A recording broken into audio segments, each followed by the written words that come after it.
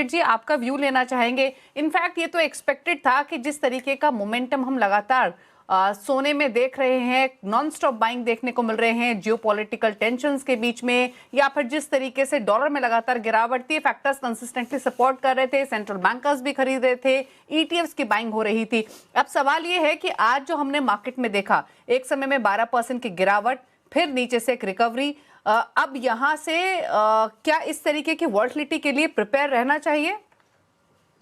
Good morning Deepali. ये मैंने बार बार बोला है कई चैनल को इंटरव्यू देते समय। ये सिचुएशन ऐसा है, जियोपॉलिटिकल सिचुएशन पिछले 6 महीने 1 साल से कुछ ना कुछ गड़बड़ चल रही है। हाल ही में देखोगे तो कल एक न्यूज आया था कि जोधपुर एयरपोर्ट से एयरफोर्स कुछ जहाज चले इराक के लिए। वो जैसे ही जियोपॉलिटिकल सिचुएशन खराब होता है, इसका डायरेक्ट इम्पैक्ट हम गोल्ड पर मेटल पर देख रहे हैं। और इस वक्त मुझे लग रहा है कि बहुत ही अप्स एंड डाउन की संभावना है। बजट भी सामने है, गवर्नमेंट की भी क्या रुख रहेगी। हमने डिमांड की है सोने में इंपोर्ट ड्यूटी कम करने की, मगर कहीं ये भी बात चल रही है कि इंपोर्ट ड्यूटी बढ़ा भी सकते हैं। तो इस सिचुएशन में कोई भी स्टडी, कोई भी स्टेटमेंट देना मुनासिब नहीं रहेगा। ये टाइम है वेट एंड वॉच। ये time wait and watch definitely है।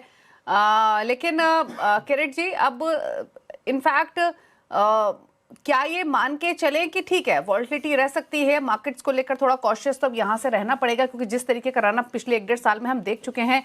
लेकिन क्या ये मान के चले कि शायद जो गिरावट है वो बहुत ज्यादा सीवियर ना हो, या फिर गिरावट मिले भी तो शायद निचले स्तरों पर सोना टिके ना, क्योंकि जो हालात इंटरनेशनल मार्केट्स में बने हुए हैं, जो जियोपॉलिटिकल स्ट्रेस बना हुआ है, वो इमीडिएटली सॉर्ट हो जाएगा, इसकी संभावनाएं भी नहीं लग रही हैं।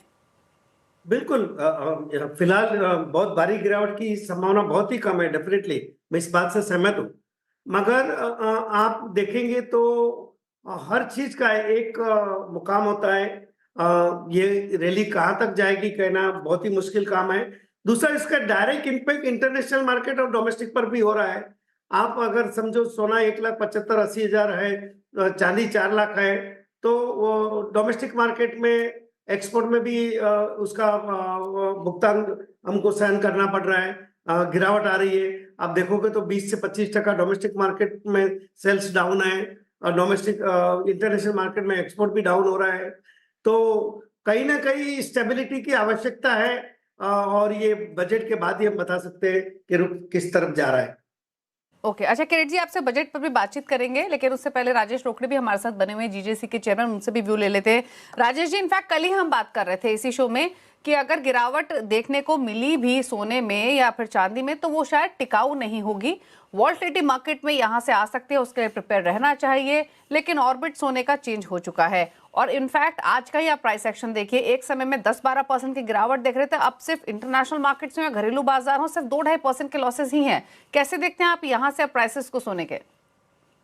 दीपाली जी नमस्ते। बिल्कुल, देखिए ये एक करेक्शन हुआ है कल जो हुआ है, और मार्केट ओवरबॉट पोजीशन में था, ये सभी को पता था। और जब से आप मतलब ये समझिए कि $5,000 जब क्रॉस किया, उसके बाद $5600 तक के ये ऊपर जाने के बाद अगर ये नीचे आया है तो ये एक हेल्दी करेक्शन है। और मुझे अभी भी लगता है कि $50-100 का अभी भी करेक्शन आ सकता है। और वो आता है तो इट इज़ अ नेचुरल, एक तरह से नेचुरल पोजीशन बन रही है। क्योंकि जब कभी भी ट्रेडर्स हो या बड़े फंड हाउसेस होते हैं, कई बार ये जो इन्वेस्ट करते हैं तो वो अपना प्रॉफिट बुकिंग बीच बीच में करते हैं, क्योंकि ओवरऑल गोल्ड के फंडामेंटल सबको पता है कि बहुत ज़्यादा मजबूत है। और ये फंडामेंटल आज से नहीं है, अगर मैं इसको 3-4 साल पहले ले जाता हूँ तब से ज़्यादा फंडामेंटल तेज हुए हैं।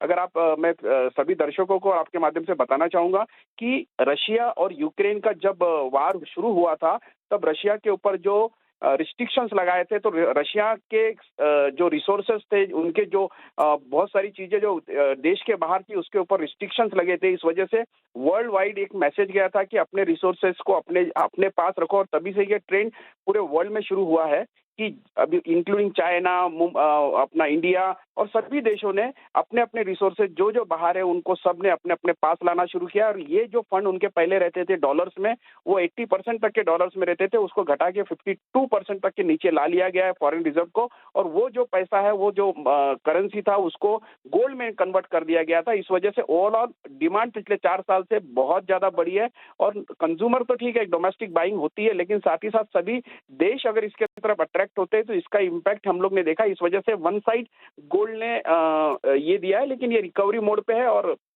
मुझे लगता है ये एक तरह से शॉर्ट टर्म है, लॉन्ग टर्म के लिए अभी भी गोल्ड बहुत ज्यादा बुलिश है, मुझे यही लगता है।